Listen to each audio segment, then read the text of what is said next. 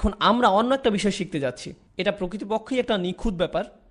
যখন কোনো কিছু ভারসাম্যপূর্ণ থাকে তার মানে হচ্ছে এটা মাঝখান থেকে ঝুলে আছে।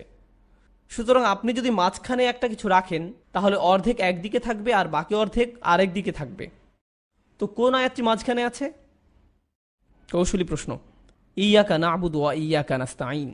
ঠিক আছে, এখন ইয়াকা না'বুদু ওয়া ইয়াকা নাস্তাঈন এই আয়াতের ভেতরেই কয়টি অংশ আছে? দুইটি অংশ। প্রথম অংশটি কি? ইয়াকা না'বুদু। দ্বিতীয় অংশটি কি? ওয়া ইয়াকা নাস্তাঈন। এখন লক্ষ্য করুন, ইয়াকা না'বুদু হলো প্রথম অংশের উপসংহার। ইয়াকা না'বুদু প্রথম অংশের উপসংহার। এর দ্বারা আমি কি বোঝাতে চাচ্ছি? আপনি যদি আলহামদুলিল্লাহ রাব্বিল আলামিন আর রহমান আর রহিম মালিক ইয়াউমিদ্দিন সম্পর্কে জেনে থাকেন তাহলে আপনি কোন উপসংহার পাবেন? ইয়াকা না'বুদু উপসংহার। এটাই আপনার উপসংহার। আমি আল্লাহর দাস হতে চাই, চিনি তাই তার দাস হতে চাই। এখন আয়াতটির দ্বিতীয় অংশ কি? ওয়া ইয়াকা নাস্তাঈন। আল্লাহর নিকট থেকে চূড়ান্ত পর্যায়ে কোন সাহায্যটি আপনি চান? চূড়ান্ত কোন সাহায্যটি আপনি আল্লাহর থেকে পান? তা হচ্ছে তার দেখানো পথ। ওয়া ইয়াকা নাস্তাঈন হলো দ্বিতীয় অংশের সূচনা। ইয়াকা না'বুদু হলো প্রথম অংশের উপসংহার আর ওয়া ইয়াকা নাস্তাঈন হলো দ্বিতীয় অংশের সূচনা। মধ্যবর্তী আয়াতের বিবেচনায় এই সূরাটি একদম নিখুঁতভাবে ভারসাম্যপূর্ণ। এটা অবিশ্বাস্য, সত্যি বিস্ময়কর। চলুন আবার পেছনে যাই। ফাতিহা আরও কিছু বিষয়কে ভারসাম্য দান করে। আল্লাহর প্রতি আশা আসে আর রহমান রহিম থেকে। কিন্তু আশা যদি অন্ধ হয় আপনি দায়িত্ব জ্ঞানহীন হয়ে পড়বেন। আর দায়িত্ব কোন আয়াত থেকে আসে? মালিক ইয়াউমিদ্দিন। আল্লাহ আশা এবং দায়িত্ব পালনকে আর রহমান রহিম এবং মালিক ইয়াউমিদ্দিনের মধ্যে ভারসাম্যপূর্ণ করে দিলেন। ঠিক আছে, আরও দুটো ভারসাম্যপূর্ণ বিষয় আছে। আপনি যদি শুধু প্রশংসা করেন এটা আসল প্রশংসা নাও হতে পারে। আবার আপনি যদি শুধু কৃতজ্ঞতা প্রকাশ করেন তাতে প্রশংসা অন্তর্ভুক্ত নাও হতে পারে। আলহামদুলিল্লাহ, এটা জ্ঞান এবং কর্মের মাঝে ভারসাম্য দান করে। সিরাতাল মুস্তাকিম, শুধু জ্ঞান কিন্তু কোনো কর্ম নেই। আল মাগদুবি আলাইহিম, শুধু কর্ম আছে কিন্তু জ্ঞান নেই। আদ-দাল্লিন, এই সূরাটির সবকিছুই ভারসাম্যপূর্ণ। একদম শুরুর দিকে তাকান। শুরুটা বলছে রাব্বিল আলামিন, পৃথিবীর সব মানুষ, পৃথিবীর সব জাতি। আর সূরা শেষে এসে আল্লাহ বললেন গোটা আলামিনের মধ্যে শুধু 3 ধরনের মানুষ আছে। এই আলামিন হবে হয় সিরাতুল মুস্তাকিমের অনুসারীরা যাদের উপর আল্লাহ নিয়ামত বর্ষণ করেছেন, অথবা তারা হবে আল মাগদুবি আলাইহিম, অথবা হবে আদ-দাল্লিন। পৃথিবীর সব মানুষই এই 3 শ্রেণীর কোনো একটিতে পড়ে যায়। পৃথিবীর প্রত্যেকটি মানুষ আল আলামিনের অন্তর্ভুক্ত, যার মানে হলো হয় তারা আল্লাযীনা আন'আমতা আলাইহিম, যাদেরকে আল্লাহ নিয়ামত দান করেছেন, অথবা যারা আল্লাহর ক্রোধের শিকার হয়, অথবা যারা এখন বিভ্রান্ত এবং পথভ্রষ্ট। এগুলো হচ্ছে শুধুমাত্র 3টি শ্রেণী। এটাই শেষের দিকে এসে এভাবে আল আলামিনের বর্ণনা দেয়া হয়েছে। ফাতিহা শুরু হয়েছিল একটা ব্যক্তিগত সম্পর্কের বর্ণনা দিয়ে। আলহামদুলিল্লাহ। হামদ কি দলগতভাবে করা হয় নাকি এটা অন্তরে অনুভব করা হয়? এটা অন্তরে অনুভব করা হয়। এমনকি এই প্রশংসা যদি আপনারা দলগতভাবেও করেন, আল্লাহ এই প্রশংসার ব্যাপারটা কি দলগতভাবে বিচার করবেন নাকি একজন একজন করে? একজন একজন করে। আল্লাহ আমাদের রব ব্যক্তিগতভাবে। এটা কি একটা ব্যক্তিগত সম্পর্ক যে আল্লাহ আমাদের রব? হ্যাঁ, এটা একটা ব্যক্তিগত সম্পর্ক। আল্লাহ রহমান আর রহিম, এটা কি ব্যক্তিগত না দলগত? এটা অবশ্যই একান্ত ব্যক্তিগত। এটা অবশ্যই একান্ত ব্যক্তিগত। আল্লাহ বিচার দিবসে আমাদেরকে কি ব্যক্তিগতভাবে নাকি দলগতভাবে বিচার করবেন? কুল্লুহুম আতিহি ইয়াউমাল কিয়ামাতি ফারদা, প্রত্যেকেই কিয়ামতের দিন আল্লাহর কাছে আসবে, একজন মানুষ একবারে। সূরা ফাতিহার শুরু সবকিছু ছিল ব্যক্তিগত, আর যখন আপনি শেষে আসবেন দেখবেন এটা সমষ্টিগতভাবে ভারসাম্যপূর্ণ। ইয়াকা না'বুদু ওয়া ইয়াকা নাস্তাঈন ইহদিনাস সিরাতাল মুস্তাকিম। কোরআন নিজেই পরিপূর্ণ ভারসাম্যপূর্ণ। ফাতিহা হলো প্রথম সূরা। শেষ সূরাটি কি? সমগ্র কোরআনের সর্বশেষ সূরাটি কোনটি? সূরা নাস। কুল আউযু বিরাব্বিন নাস মালিকিন নাস। ফাতিহা একটা ইতিবাচক শব্দ দিয়ে শুরু হয়েছে। এটা শুরু হয়েছে আল হামদ দিয়ে, যা একটা ইতিবাচক শব্দ। আর সূরাতুন নাস শুরু হয়েছে কুল আউযু দিয়ে, যা একটা নেতিবাচক শব্দ, আশ্রয় চাওয়া। পজিটিভ শক্তি বৃদ্ধি, নেগেটিভ শক্তি বৃদ্ধি। ফাতিহা শুরু হয়েছিল একটি বিশেষ্য পদ দিয়ে, আর সূরা নাস শুরু হয়েছে একটি ক্রিয়াপদ দিয়ে। ফাতিহার প্রার্থনা সমষ্টিগত, নাবুদু, নাস্তাইন, ইহদিনা। আর সূরা নাস এক বচন, কুল আউযু, আমি আশ্রয় চাই, আমরা আশ্রয় চাই নয়। এটাই হচ্ছে স্বাতন্ত্র্য বৈশিষ্ট্য। ফাতিহা বলে দুই ধরনের দল আছে যাদের অন্তর্ভুক্ত হওয়া তোমার উচিত নয়। দুই ধরনের দল আছে যাদের থেকে তোমার দূরে থাকা উচিত। সেই দুই শ্রেণীর দলভুক্ত কারা? তারা হলো আল মাগদুবি আলাইহিম এবং আদ-দাল্লিন। এগুলো হলো দল। এবার আপনি যদি সূরা নাসে ফিরে যান তাহলে দেখবেন এখানেও দুই ধরনের খারাপ প্রভাবের কথা বলা হয়েছে, কিন্তু সেগুলো ব্যক্তিগত খারাপ প্রভাব। আল্লাযী ইউওয়াসউইসু ফি সুদুরিন নাস মিনাল জিন্নাতি ওয়ান নাস, জিন এবং মানুষ থেকে। সুবহানাল্লাহ। এখন এক মিনিট। কুল আউযু বি, শেষ করুন। কুল আউযু বি রব্বিন নাস, আলহামদুলিল্লাহি রব্বিল আলামিন। রব্বিন নাস, রব্বিল আলামিন। তিনি বলেন মালিকিন নাস, মালিকিন নাস। ফাতিহাতে আমরা কি পড়ি? মালিক ইয়াউমিদ্দিন। তিনি বলেন ইলাহিন নাস, আর প্রসঙ্গত ইলাহ মানে আপনি যার ইবাদত করেন। আর সূরা ফাতিহাতে আমরা কি বলি? ইয়াকা নাবুদু, আমরা আপনার ইবাদত করি। পুরো ব্যাপারটাই ভারসাম্যপূর্ণ। এটাই ফাতিহা, এটাই ফাতিহা।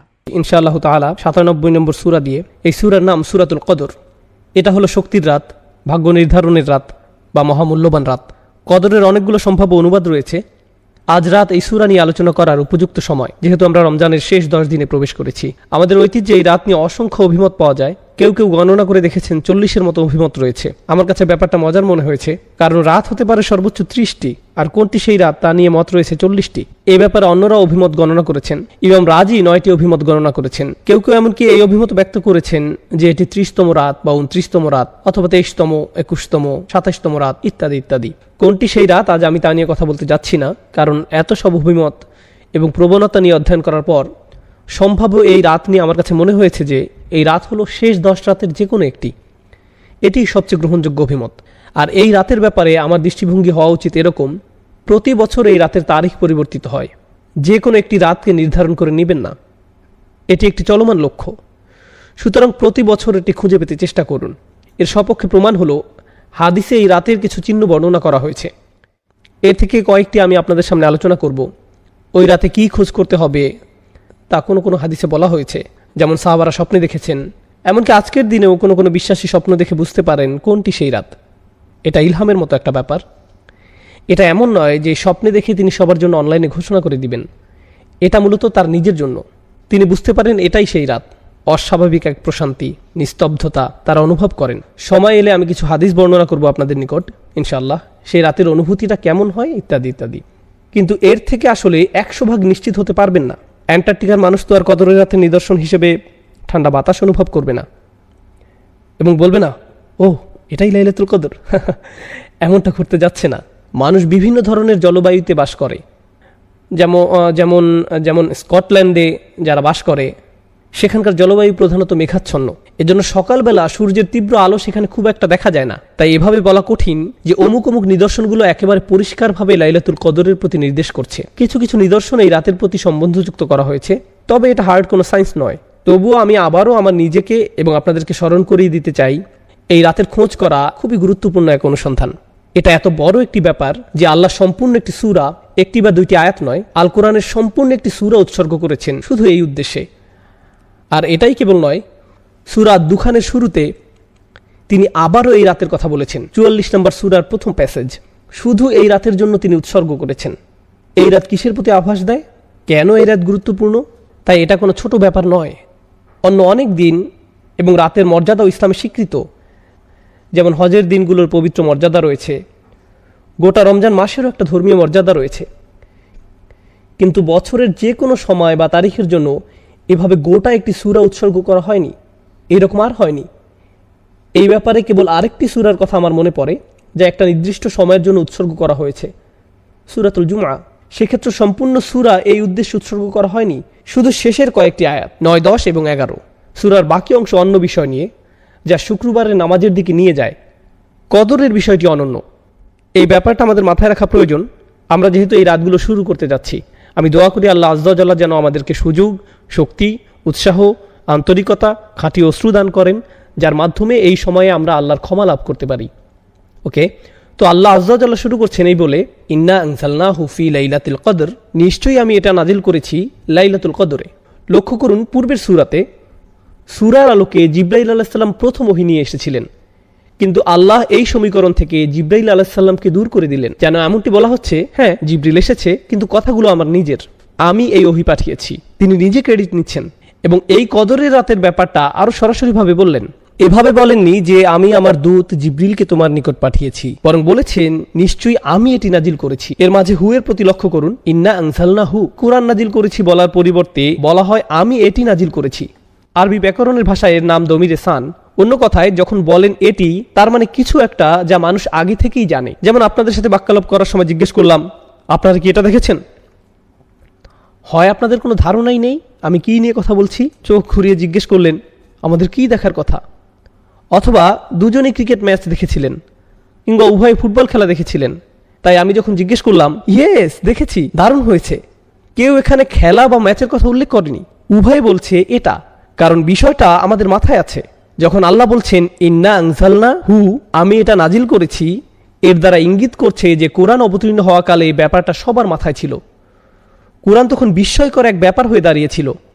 যখন কেউ বলেছিল তুমি কি এটা শুনেছ, এমন কথা শুনলে মক্কার মানুষরা কোরআন ছাড়া আর অন্য কিছুর কথা ভাবতে পারে না।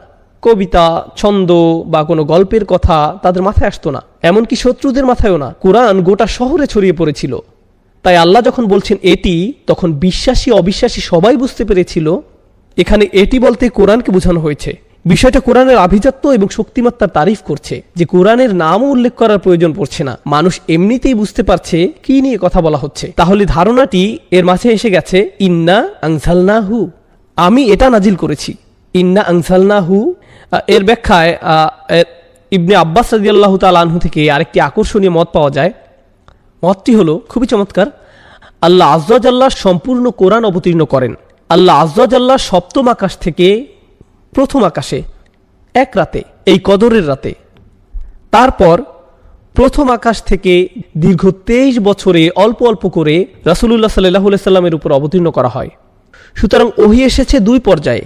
ইনজাল অর্থাৎ সম্পূর্ণ ওহী অবতীর্ণ হয় সপ্তম আকাশ থেকে প্রথম আকাশে এক রাতে, এরপর 23 বছরে অল্প অল্প করে পৃথিবীতে নাজিল হয়। আর এই অভিমতটি ইবনে আব্বাস রাদিয়াল্লাহু তাআলা আনহুর উপর আরোপ করা হয়। স্কলাররা বিশ্বাস করেন তিনি এটা রাসূলুল্লাহ সাল্লাল্লাহু আলাইহি সাল্লামের কাছ থেকে শিখেছেন। এর কারণ হলো একজন সাহাবী হিসেবে ইবনে আব্বাস রাদিয়াল্লাহু তাআলা আনহুর পক্ষে সপ্তম বা প্রথম আকাশে কি হচ্ছে তা জানা সম্ভব নয়। এগুলো অদৃশ্য জগতের ব্যাপার। এই অদৃশ্য জগতের ব্যাপারে তার পক্ষে আত্মবিশ্বাসের সঙ্গে মন্তব্য করা একমাত্র তখনই সম্ভব যখন তিনি এগুলো রাসূলুল্লাহ সাল্লাল্লাহু আলাইহি সাল্লাম থেকে জেনে থাকবেন। অন্যথায় তিনি অদৃশ্য জগৎ সম্পর্কে এরকম মন্তব্য করার দুঃসাহস দেখাতেন না। অদৃশ্য জগৎ নিয়ে আত্মবিশ্বাসের সঙ্গে একমাত্র কথা বলতে পারেন রাসূলুল্লাহ সাল্লাল্লাহু আলাইহি সাল্লাম, যাকে অদৃশ্য জগৎ সম্পর্কে জানানো হয়েছিল। যদি কোনো সাহাবী অদৃশ্য জগৎ নিয়ে কথা বলেন, বিশেষ করে ইবনে আব্বাস রাদিয়াল্লাহু তাআলা আনহুর মতো জ্ঞানী সাহাবীর ক্ষেত্রে, তাহলে আমাদের বিশ্বাস যে তিনি সেটা রাসূলুল্লাহ সাল্লাল্লাহু আলাইহি সাল্লামের কাছ থেকে শিখেছেন। তিনি হয়তো সরাসরি রাসূল সাল্লাল্লাহু আলাইহি সাল্লামকে উদ্ধৃত করছেন না, বরং তার নিজের মতো করে বলেছেন। এজন্য এ ধরনের বর্ণনাকে বলা হয় মারফু, অর্থাৎ এই জ্ঞান রাসূল সাল্লাল্লাহু আলাইহি সাল্লামের কাছ থেকে অর্জন করা হয়েছে। এই সূরার প্রথম আয়াতটি কিভাবে ব্যাখ্যা করা হবে এই নিয়ে আরেকটি অভিমত পাওয়া যায়। এটাকে এমনভাবে ব্যাখ্যা করা যায়, আমি কদরের রাতে এটি পাঠানো শুরু করেছি, অর্থাৎ মহানবী সাল্লাল্লাহু আলাইহি সাল্লামের প্রতি কোরআন অবতীর্ণ হওয়া শুরু করে এই রাতে। কেউ কেউ যুক্তি দেখান এখানে হু আগের সূরা ইকরা বিইসমি রাব্বিকাল্লাযী, এটা হলো আল্লাযী খলাক, সেই ওহী আমি কদরের রাতে নাজিল করেছি। তাহলে এটি ওইটার প্রতি ইঙ্গিত করছে।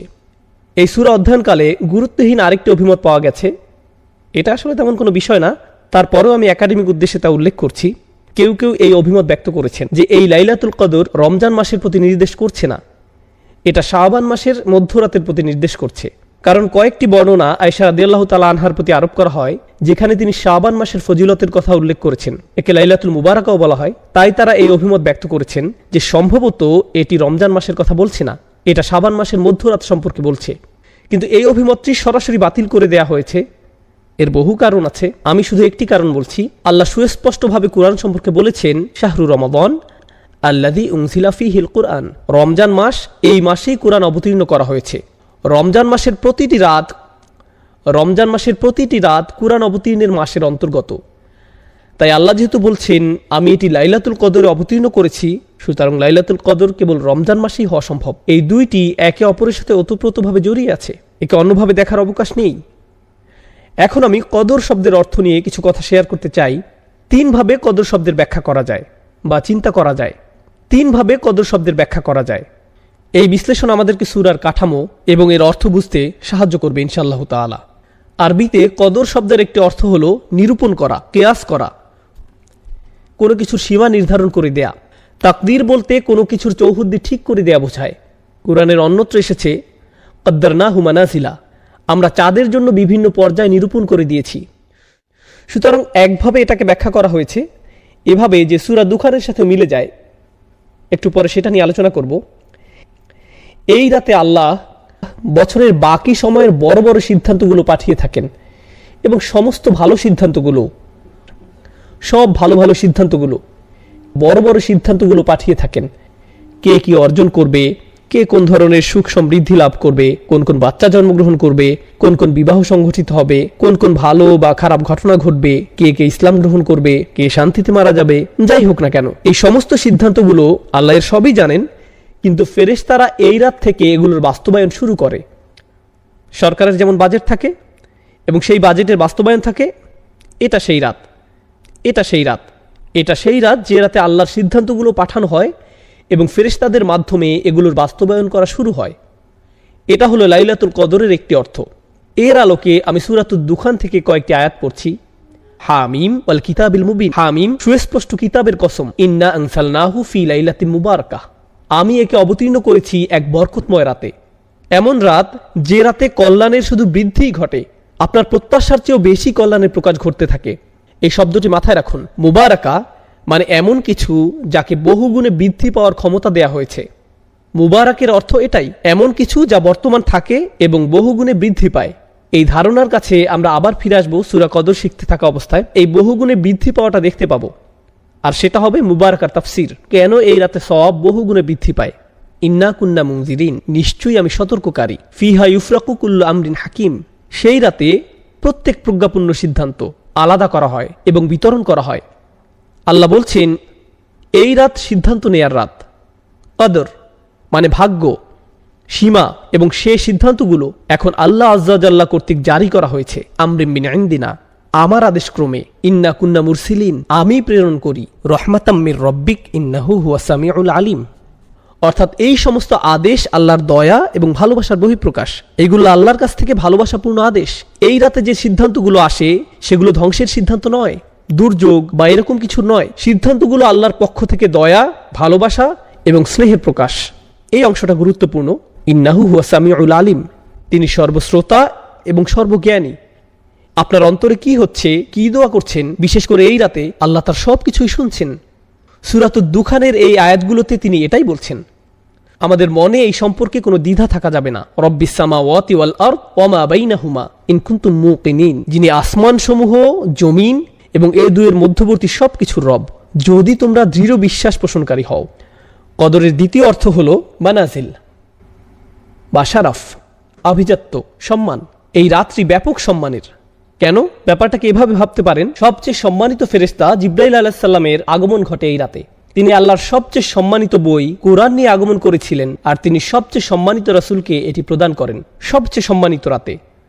অতএব এই সবগুলো সম্মান এবং গৌরব এসে একত্রিত হয় লাইলাতুল কদরে।